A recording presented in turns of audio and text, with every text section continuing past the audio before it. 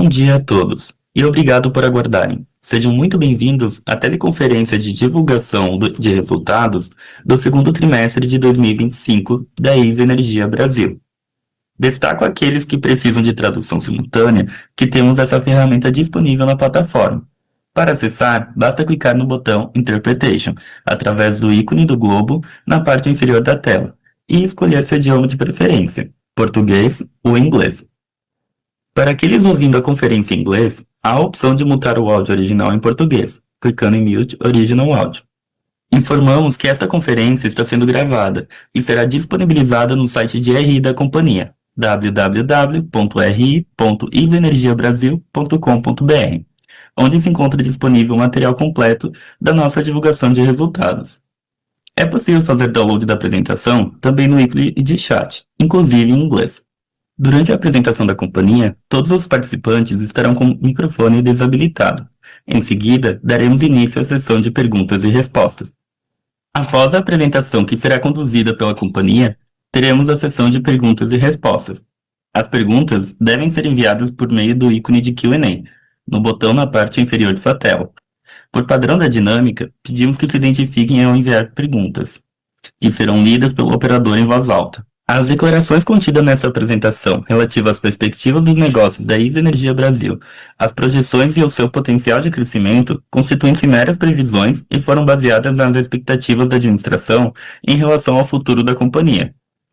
Estas expectativas são altamente dependentes de mudanças no mercado, no desempenho econômico geral do país, do setor e dos mercados internacionais, estando sujeitas a mudanças. Considerações futuras não são garantias de desempenho. Elas envolvem riscos, incertezas e premissas, pois se referem a eventos futuros e, portanto, dependem de circunstâncias que podem ou não ocorrer. Investidores devem compreender que condições econômicas gerais, condições de mercados e outros fatores operacionais podem afetar o desempenho futuro da ISA Energia Brasil e conduzir a resultados que diferem materialmente daqueles expressos em tais considerações futuras.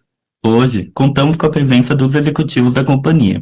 Rui Chamas, diretor-presidente da ISA Energia Brasil, junto com Silvia Diniz Uada, diretora executiva e de relações com investidores e demais diretores da companhia. Passarei a palavra ao Sr. Rui Chamas. Bom dia e obrigado por participarem da webconferência de resultados do segundo trimestre de 2025 da ISA Energia Brasil. Sou Rui Chamas, diretor-presidente da companhia, e estou acompanhado hoje dos nossos diretores executivos para apresentar os resultados que publicamos ontem e trazer uma atualização sobre os principais temas da ISA Energia Brasil. Por favor, avancemos para o slide número 3. O segundo trimestre de 2025 foi marcado por avanços significativos que destravam valor e estão alinhados à nossa estratégia de geração de valor sustentável. Começo a apresentação informando a decisão da diretoria da ANEEL sobre o componente financeiro da RBSE, que encerra anos de questionamento. Em sua decisão, o corpo diretivo optou por manter a metodologia de cálculo e pagamento de juros de forma post-antecipada. Ao passo também, optou por dividir o componente financeiro em dois fluxos separados, um dito incontroverso e outro controverso. Atualizar os valores de custo de capital até o efetivo pagamento do início de cada fluxo.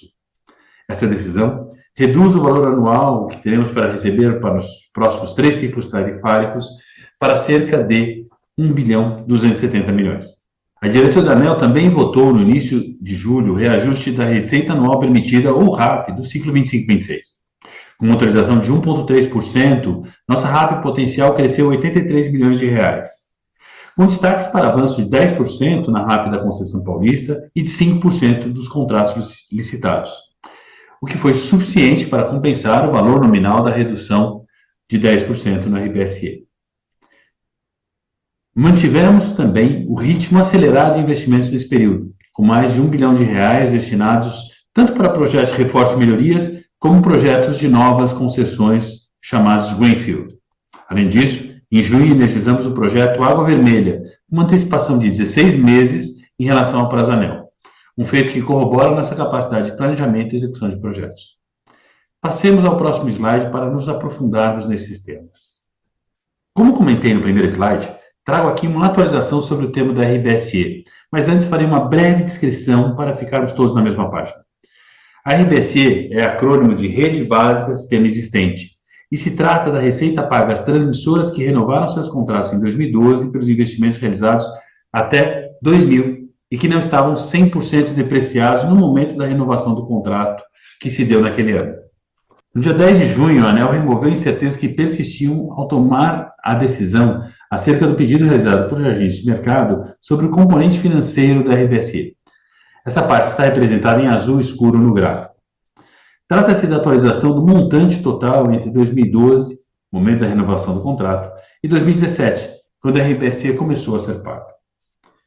Conforme deliberado pela diretoria da ANEEL, foi mantida a metodologia de cálculo do pagamento de juros relacionados à RBSE, de forma post-antecipada, conferindo estabilidade, segurança jurídica e regulatória ao preservar a escolha metodológica adotada pela própria agência nos anos anteriores. A diretoria também optou por atualizar o WACC a cada revisão tarifária em que a parcela financeira do RBSE for ajustada, e assim aproximar as premissas econômicas da realidade de mercado a esse reajuste. A principal operação foi a separação do fluxo do RBSE financeiro incontroverso, que começou a ser pago em 2017, e o outro, controverso, que por força de liminares só iniciou a ser pago em 2020. Havia muita expectativa sobre a decisão que mostramos no gráfico, poderia ter exercido um impacto muito maior caso estivesse alinhado com o voto do relator original. Como mencionei, os reajustes financeiros decorrentes da decisão serão realizados linearmente nos últimos 3 ciclos de recebimento desse valor, que passa a ser de 1.271 bilhões a valores de junho de 25. Com isso, a companhia que já recebeu aproximadamente 16 bilhões de ativos da RBSE ainda receberá cerca de 7,5 bilhões. Como veremos nos próximos slides, a companhia buscou se antecipar não só aos possíveis cenários, como ao fim do recebimento do componente financeiro 2028. Assim, seguimos engajados em criar valor, com investimentos que trarão receitas de longo prazo, que mais do que compensarão o fim dos componentes financeiros que acontecerá em 3 anos. Destaco ainda que a decisão não interfere na estratégia da companhia ou na prática de distribuição de proventos. Dessa forma, seguimos com a prática de seguir distribuindo, no mínimo, 75% do lucro regulatório na forma de proventos aos nossos acionistas. Sigamos para o próximo slide, por favor. Em 15 de julho, a ANEEL publicou a Resolução Homologatória 3481, que estabeleceu as novas RAPs para a Ex-Energia Brasil do ciclo 25-26. O gráfico da esquerda mostra os valores que impulsionaram nossa RAP potencial para 6,4 bilhões de reais, crescendo 1,3% e superando nas componentes positivas a redução do componente financeiro da RBSE que acabei de comentar. Os principais efeitos positivos foram a atualização dos contratos pela inflação do período e a entrada em operação de novos projetos de reforço de melhorias nesse último ano. Outro efeito negativo, além da redução da RBSE, foi o fim do contrato de concessão Everest, em meados de 25, conforme já havíamos comentado em outras reuniões. Após essas atualizações, a composição da nossa RAP passa a ser representada por 56% proveniente da receita da concessão paulista, 28% por concessões que já entraram em operação e 16% de novas concessões que ainda entrarão em operações nos próximos anos. Passemos ao próximo slide, por favor. Trazendo mais informações sobre o plano de crescimento, gostaria de me aprofundar nos investimentos realizados e começo falando dos projetos Greenfield, que aumentam a longevidade da companhia com média de taxa de retorno acionista real de 2 dígitos. Os investimentos nos lotes vencidos nos leilões cresceu 140% em relação ao segundo trimestre de 24, para cerca de 723 milhões. Esse crescimento foi impulsionado pelo avanço da construção dos projetos Piraquê e Riacho Grande, que receberam, respectivamente, cerca de 75% e 10% do montante total. Destaco ainda a energização do projeto Água Vermelha no início de junho, que habilitou o recebimento de 8,5 milhões de reais na nossa RAP do ciclo 25-26. Nosso portfólio conta com 5 projetos em execução que possuem investimentos remanescentes de aproximadamente 7,3 bilhões de reais e, quando energizados, habilitarão o recebimento de mais de 1 bilhão de reais em receita. Ressalto que a sua execução segue conforme o planejado e nos próximos 12 meses devemos energizar total ou parcialmente os projetos Riacho Grande, Jacarandá e Piraquê. Por favor, próximo slide. Seguimos a tendência de investimentos crescentes em projetos de reforço e melhorias observada nos últimos anos. Investimos 379 milhões nessa categoria no segundo trimestre de 25, 11% a mais que no período anterior. Nesse trimestre, recebemos novas autorizações que somam cerca de 275 milhões em investimentos. Com isso, a carteira de projetos autorizados totaliza aproximadamente 5,7 bilhões a valor de junho de 25, e que serão realizados até 2029, conforme o gráfico que vocês podem ver à esquerda. Lembro ainda que esses projetos fazem jus ao recebimento de RAP, em um montante que varia de 12% a 17% do investimento realizado, e aumentam a segurança e a confiabilidade da nossa rede, ao mesmo tempo que minimizam riscos de falha de equipamentos, diminuem o custo de manutenção e atualizam a base de ativos, o que é fundamental para garantir um serviço de qualidade à sociedade. Vale reforçar que os investimentos em reforço e melhorias estão concentrados em contratos renovados, como é o caso da nossa concessão paulista, que a receita dos projetos de grande porte, energizados entre fevereiro de 23 e junho de 27, será recebida a partir das suas respectivas energizações, enquanto as receitas de projetos de pequeno porte serão recebidas a partir da RTP prevista em 2028, quando esses projetos serão reavaliados, blindados, incluindo-os, assim, na base de remuneração regulatória da concessão. Passo a palavra agora para a nossa CFO, Silvia Guada, que explicará os detalhes dos resultados financeiros do trimestre. Silvia, por favor. Obrigada, Rui. A receita líquida da companhia totalizou 1 bilhão e 29 milhões no segundo trimestre de 25 e 2 bilhões e 160 milhões no primeiro semestre de 25, com reduções de 7,5% e 2,7%, respectivamente, com destaque para dois efeitos extemporâneos. O principal decorre da decisão final da ANEEL sobre a RBSE, já explicada pelo Rui, que ao estabelecer novo fluxo de recebimentos, incorreu na reversão sem efeito caixa do saldo excedente de 249,7 milhões da parcela de ajuste do componente financeiro da RBSE. Essa parcela de ajuste era relativa à remuneração do RBSE pelo CAE e tinha sido contabilizada em 2020, após a primeira RTP da concessão paulista. Com o reperfilamento adotado pela ANEEL em 2021, essa remuneração pelo CAE foi incorporada ao componente financeiro e seu fluxo estendido até 2028. E com isso, a companhia vinha amortizando cerca de 20 milhões de reais do saldo remanescente da parcela de ajuste por trimestre até o fim do fluxo. O segundo destaque refere-se à decisão favorável da ANEEL quanto a pleito feito pela companhia para a revisão de alguns temas da RTP da concessão paulista de 2023, resultando na nota técnica 57 de 2025, que gerou um impacto positivo de 147 milhões de reais, decorrente de aumento na parcela de ajuste da RTP, valor que passará a ser recebido a partir de julho.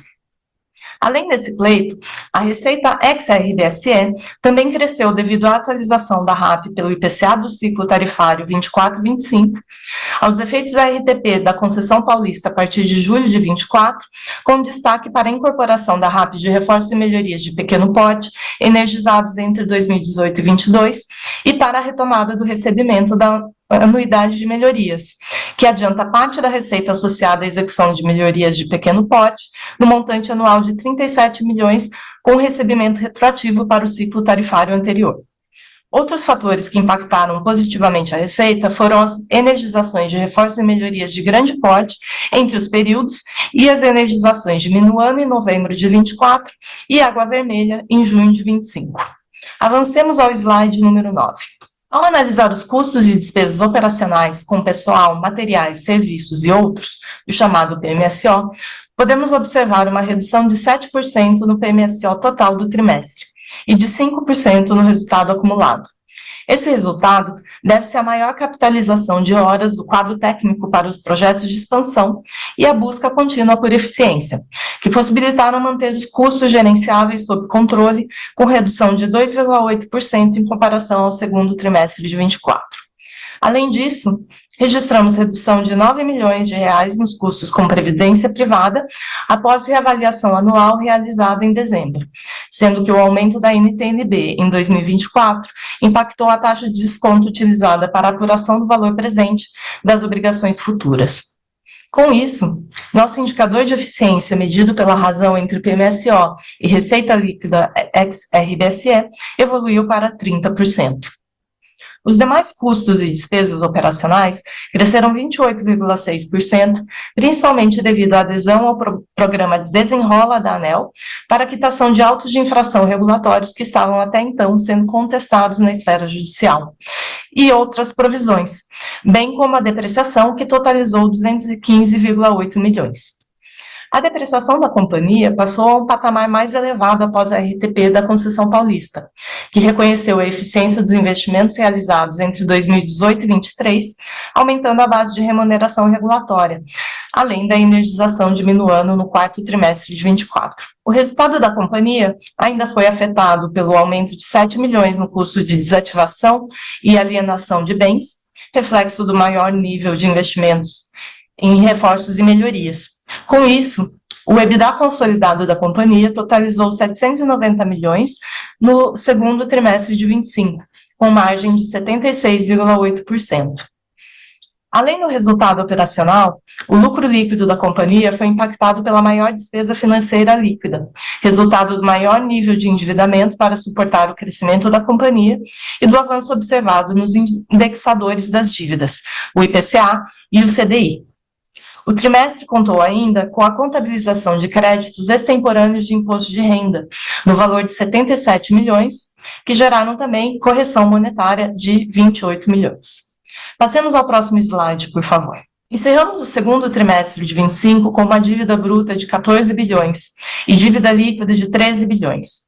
O aumento se deve às captações realizadas no primeiro trimestre de 2025, 18ª emissão de debêntures e quarto desembolso do BNDES, e parcialmente compensado com a liquidação da 7ª emissão de debêntures, realizada em abril de 2025, no montante de 928,4 milhões. Em 30 de junho, 56% da nossa dívida estava indexada ao IPCA e 38% ao CDI, resultando em um custo médio real de 7,6%. O índice de alavancagem da companhia, medido pela relação dívida líquida EBITDA, terminou o período em 3,4 vezes.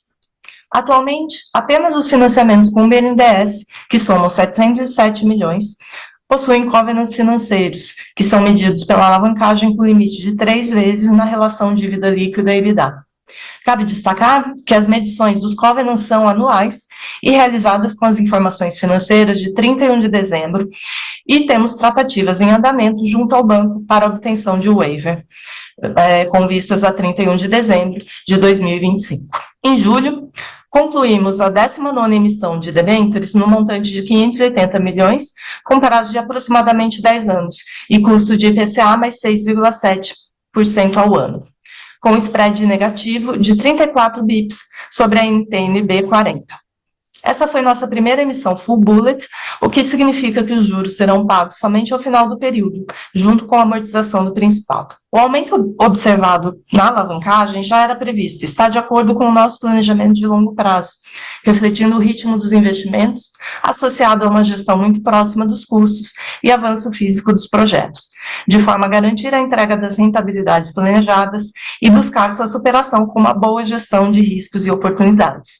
Isso é o que nós chamamos de crescimento responsável e rentável, com disciplina financeira para coexistir com a prática de distribuir, no mínimo, 75% do lucro líquido regulatório. Encerro aqui minha apresentação e devolvo a palavra ao Rui. Obrigado, Silvia. Passemos ao próximo slide, por favor. Antes de encerrar nossa apresentação, gostaria de comentar nosso avanço na agenda de sustentabilidade. E aqui trago uma evolução que muito nos orgulha com a redução nas perdas do gás SF6, um gás isolante, que tem muito impacto na geração de gás de efeito de estufa na atmosfera, ao mesmo tempo que temos uma perda da ecoeficiência no consumo de água e energia. Além disso, nossa gestão comprometida com a geração de impacto social e ambiental positivo possibilitou o avanço de 17 posições no ranking do Índice de Sustentabilidade da B3, cuja carteira integramos pelo 3º ano consecutivo. Por fim, para concluir a apresentação, peço que passemos ao último slide, por favor. Sintetizamos nesse slide as características e capacidades da Easy Energia Brasil que foram corroboradas pelos temas abordados durante essa nossa conversa e que tem como objetivo maximizar a geração de valor sustentável em toda a nossa gestão para todos os acionistas e demais stakeholders. A Easy Energia Brasil é uma gestora de concessões que tem um modelo de negócio bastante resiliente, com receitas previsíveis, protegidas com a inflação e com uma regulação muito forte e bastante estruturada. Temos oportunidades impulsionadas pela transição energética, tanto nos projetos Greenfield, como também nos reforços das redes existentes. Vantagens competitivas comprovadas pelo nosso track record, tanto na entrega de projetos de leilão de reforços e melhorias, como no uso de soluções inovadoras para resolver os grandes desafios da transição energética no nosso país, contando com uma disciplina financeira que suporta esse crescimento, com uma prática de distribuição de proventos que tem se mantido nos últimos anos de forma muito disciplinada, e uma visão de longo prazo, criando impacto social e ambiental para positivos em todas as nossas ações. Com isso, termina a nossa apresentação de resultados. Passo à sessão de perguntas e respostas, agradecendo desde já a atenção de todos. Por favor, operador, passemos à sessão de perguntas e respostas. Daremos início à sessão de perguntas e respostas. Pedimos por gentileza que se identifiquem e façam todas as perguntas de uma única vez, aguardando a resposta da companhia. Lembrando que para fazer perguntas, basta clicar no ícone de Q&A no botão inferior de sua tela e enviar sua pergunta.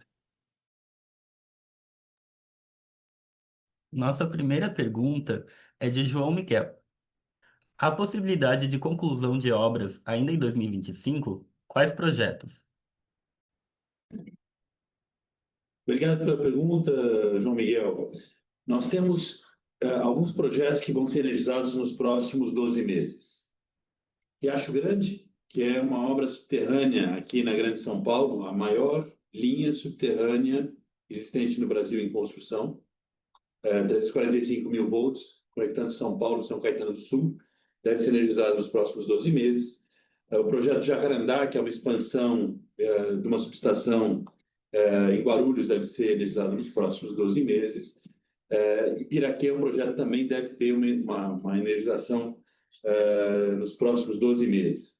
O projeto Piraquê, não sei se você conhece, é o maior empreendimento greenfield em construção, é um investimento anel total de 3,7 bilhões de reais e que tem a capacidade de escoar quase 18 gigawatts de energia renovável do norte de Minas com o Centro-Sul. É um projeto muito importante. E somado a essas três operações novas da companhia, que são novas concessões, a gente deve energizar também, até o final desse ano, o projeto de uma obra que faz um redirecionamento do fluxo de corrente. Nós chamamos, é uma espécie de um FACTS, Flexible AC Transmission System, que vai fazer a otimização e a redução de carga na linha Ribeirão Preto-Porto Ferreira. Então, várias obras acontecendo, portfólio de investimentos importante da companhia, mas avançando muito bem. Obrigado pela pergunta. A nossa próxima pergunta é de Williney Silva. Olá, bom dia. O término da concessão de 20 milhões será renovada? Olá, eu acredito que a concessão de 20 milhões você deve estar se referindo a uma concessão no Espírito Santo, né, que é detida pela nossa sociedade chamada Eversi, que teve seu término agora em meados de julho. Essa concessão, ela terminou efetivamente esse mês, porém ela já tinha sido relicitada no ano passado, num leilão onde outra concessionária ganhou e, por isso, já nos remunerou pelo valor residual dos ativos, um montante aproximado de 40 milhões. Então, a partir de meados de julho, essa concessão deixou de fazer parte. Ela representava menos de 0,5% aí da nossa RAP e a gente já facilmente vai recompondo com outros projetos, outros ingressos.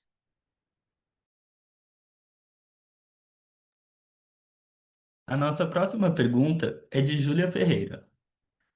Bom dia, obrigado pelo call. Poderiam explicar um pouco melhor as parcelas de ajuste que receberam no trimestre? Elas são recorrentes? Olá. Sobre as PAs, acho que a gente teve duas PAs importantes, né? Uma negativa, uma positiva. Então, a principal foi em relação à PA do CAE sobre o componente financeiro da RBSE, onde ela tinha sido constituída em 2020, na primeira RTP da concessão paulista. A gente estendeu esse prazo em 2021 no reperfilamento, e agora, com essa decisão da ANEEL, tinha esse saldo excedente. Então, ela foi baixada, é como se fosse uma provisão a receber, né? Então, não tem impacto caixa, teve esse impacto de aproximadamente 250 milhões negativos.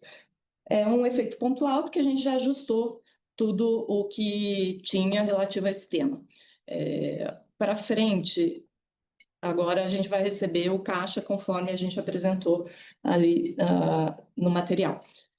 Em relação à PA da ITP, também é um tema pontual, porque, na verdade, é relativo a pleitos que aí o nosso diretor regulatório, Cláudio, pode explicar um pouco melhor, mas em relação a pleitos que a gente fez da revisão tarifária homologada no ano passado. Então, também refere-se a temas já incorridos, provisionamos esses 150 milhões e o efeito caixa vai acontecer majoritariamente nos próximos 12 meses. Uma pequena parte vai ser recebida mais extensa ao longo do ciclo da revisão tarifária, né, até 2028.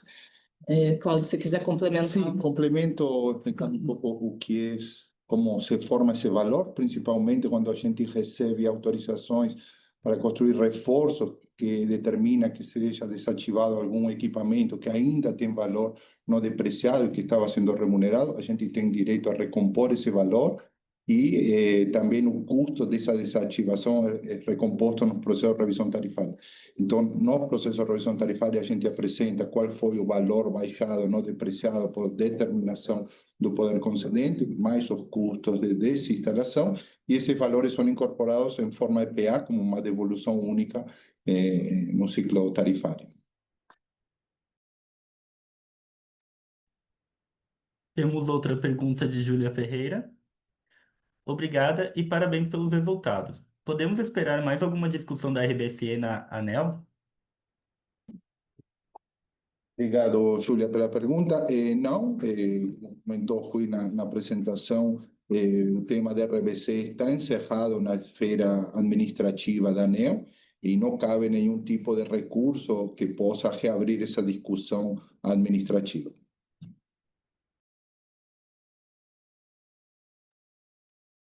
A próxima pergunta é de Daniel Kravitsky, do Safra. Poderiam comentar sobre os impactos da redução dos recebíveis da RBSE na alavancagem da empresa? Qual o nível máximo de alavancagem que pretendem alcançar e quando isso deve acontecer? Enxergam alguma implicação sobre os covenants da empresa? Olá, Daniel. O impacto da redução desses recebíveis da RBSE, no fundo, a gente vê um impacto relativamente positivo na medida que a gente contava no nosso planejamento o cenário mais pessimista, né, que era o do próprio voto do relator, onde a gente passaria de recebimentos anuais de 1.588 para 838. Então, a gente estava preparado para esse cenário, caso ocorresse, e, no fundo, ele acabou sendo menos severo, né? Passou para 271 milhões. Então, nesse sentido, foi mais favorável, né?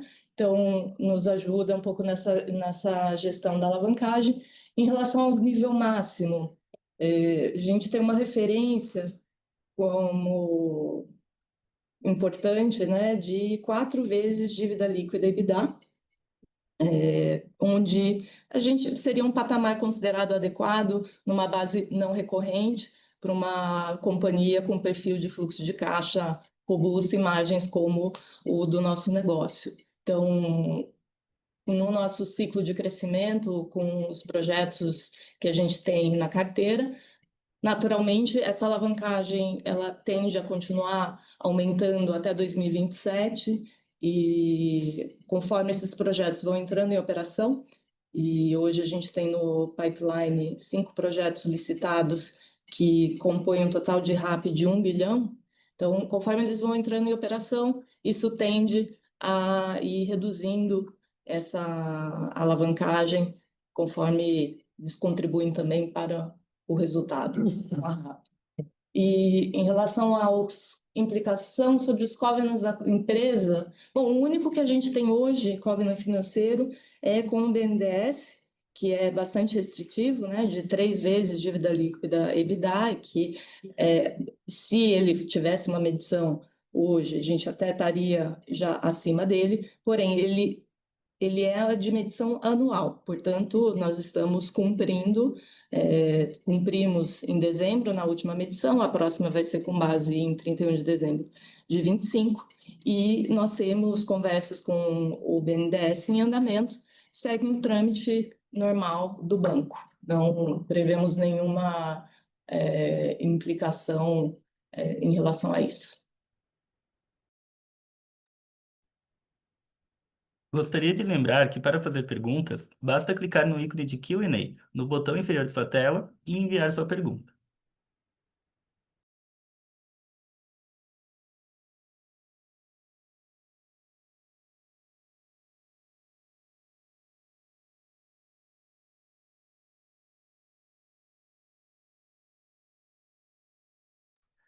A nossa próxima pergunta é de Eduardo Mendes. Existem novidades sobre o andamento da conciliação entre IVAE e a Fazenda Pública de São Paulo? Obrigado pela pergunta. Nós continuamos nas discussões com a Secretaria da Fazenda do Estado de São Paulo a respeito do tema dos aposentados pela Lei 4819. Teremos mais uma nova audiência agora, marcada para o começo de agosto. As conversas avançam e a gente segue interessado em buscar uma conciliação com o Estado de São Paulo em discussões construtivas. Então, logo a gente tem uma evolução desse cenário, nós vamos comunicar a todos os acionistas de forma diligente. A nossa próxima pergunta é de Pedro Pérez. Bom dia, pessoal. Os ventos fortes da última semana geraram algum impacto na operação? Bom dia, Pedro. Obrigado pela pergunta. Bruno Isolani, diretor de operações aqui da Easy Energia Brasil. Eu comento contigo que os eventos climáticos da última semana não afetaram a nossa operação, ou seja, a gente mantivemos aí a continuidade do fornecimento de energia para distribuidoras, mas queria também comentar, para ampliar um pouco a resposta, que nós estamos desenvolvendo um plano abrangente para reforçar nossa infraestrutura, com foco na adaptação às mudanças climáticas, que naturalmente será apresentado para a ANEEL, considerando aí os cenários de aumento na frequência e intensidade dos ventos, mas o nosso principal objetivo não é evitar os danos, mas também estar preparado para dar uma resposta rápida e coordenada a essas situações, né?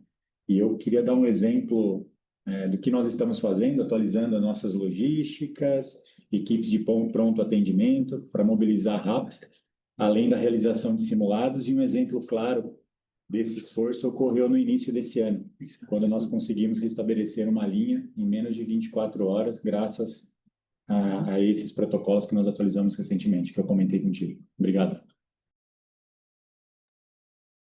A nossa próxima pergunta é de Carlos Lacerda.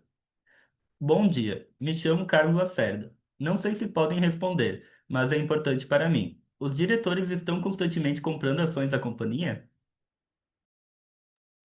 Carlos, dentro do rigor e da disciplina que é prevista pela regulação da CVM, qualquer compra de ação por um diretor da companhia tem que ser informada para a CVM e ela é reportada nos formulários de referência que nós arquivamos na CVM a cada ano. Então, caso você busque essa informação, você vai ter todos os movimentos que mensalmente são atualizados no site e para a Comissão de Valores Imobiliários.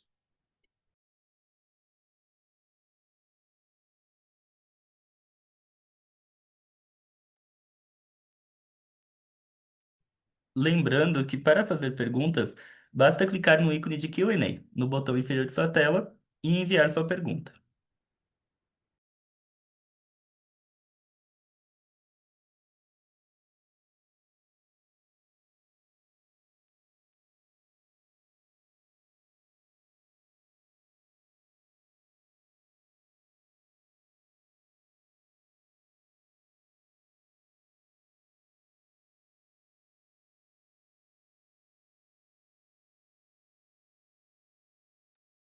A nossa próxima pergunta é de Arthur Santi, do HSBC.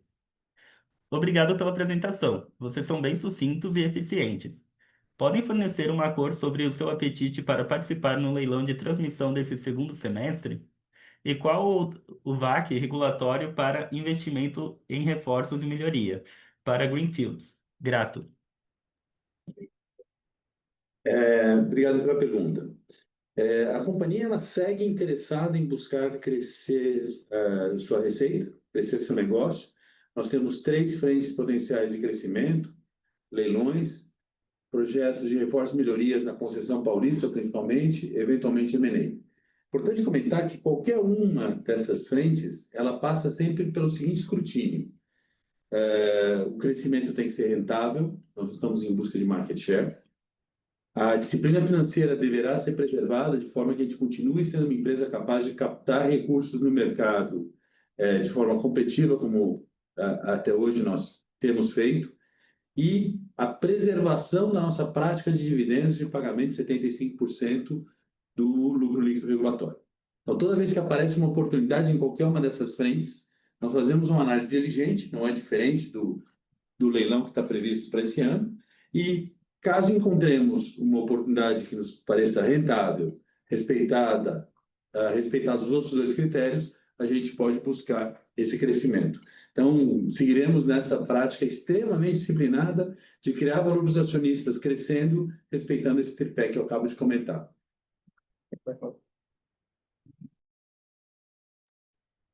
A nossa próxima pergunta é de Paulo César Freitas. Sobre a política de dividendos com as receitas subindo,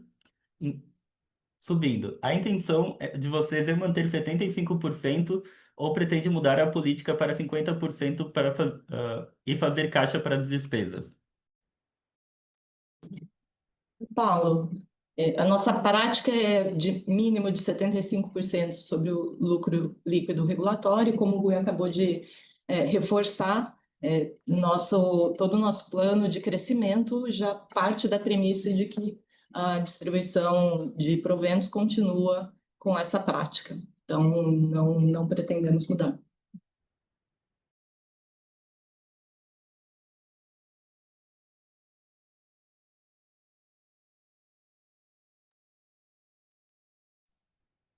A sessão de perguntas e respostas está encerrada. E agora gostaríamos de passar a palavra para o Rui Chamas, que fará as considerações finais da companhia.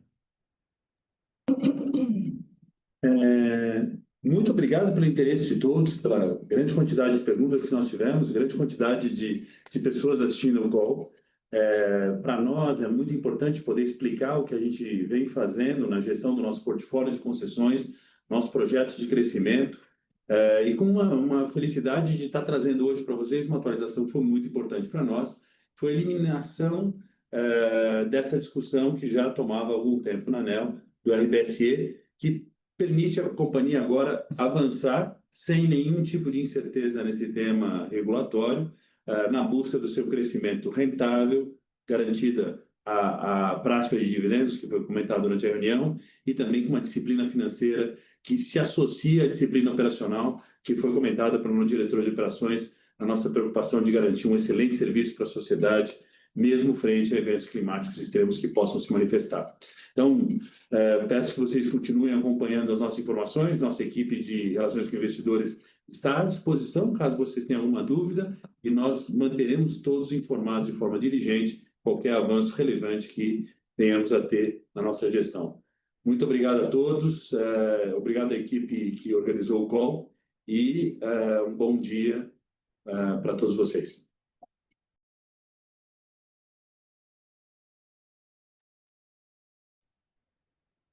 A conferência de resultados do segundo trimestre de 2025 da ISA Energia Brasil está encerrada. Lembrando que o Departamento de Relações com Investidores está à disposição para responder as demais dúvidas e questões. Muito obrigado aos participantes e tenham um bom dia.